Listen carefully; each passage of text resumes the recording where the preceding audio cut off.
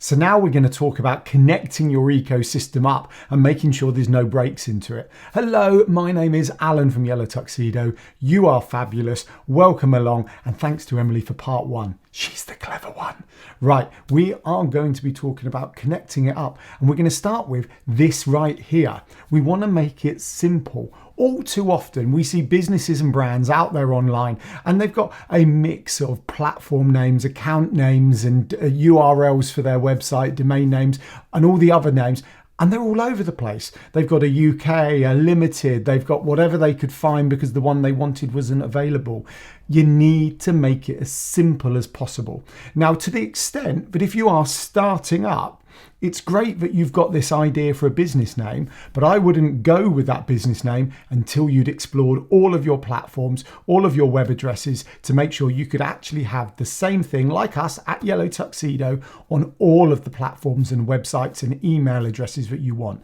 We need to make it simple for people to be able to find us. Why would we make it any more complicated than it already needs to be to get new clients? The next part is making sure that you give someone where to go next. So if you're building the outer ring on your ecosystem, which is anywhere else on the internet, or even your inner circle, where do they go next? So if they find you on a random tweet, or they find you on a YouTube video or a podcast or on a guest blog, or they find you on your favorite social media platform, where do you want them to go next? And yes, we're talking about call to actions, but we're also talking about invitations to move to the next part in the ecosystem. So if they're in the outer ring, let's say you've done a guest blog for someone. So you've written a blog on someone else's website and it's a fantastic blog post and it's getting views over on their website.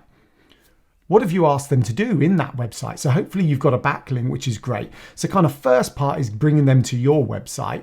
But next step would be perhaps inviting them onto your newsletter, sending them over to YouTube or your podcast to enjoy some more of your content. But give them that next step in your ecosystem always so they can start that whole know, like and trust journey before you needing to talk to them. The third way of ensuring that your ecosystem actually builds, and I've just touched on this, is what you're sharing out.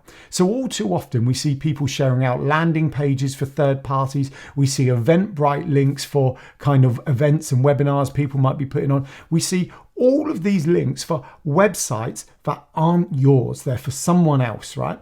Or another company. And the challenge with that is these are traces of you out there on the internet. These are building your online presence.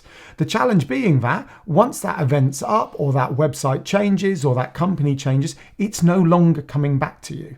So all you ever want to be doing is sharing out URLs that come back to platforms that are yours, your YouTube channel, your website, your social media accounts. You never want to be sharing out anything else. And if you're wondering how do you do that, then that's the sort of thing we cover with our one-to-one clients and in the digital circus.